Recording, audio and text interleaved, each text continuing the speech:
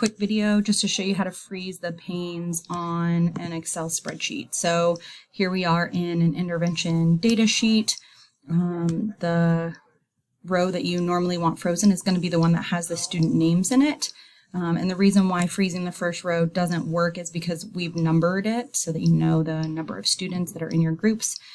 So to freeze the student names, you're going to highlight the column right next to the column you want frozen. So for this sheet, that is C. So I've just clicked on C, so the whole thing's highlighted.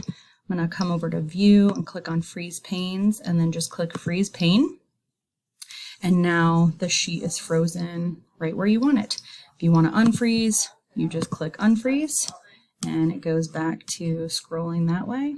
But if you have the frames frozen, they will continue to freeze every time you open up the workbook. Hope that helps.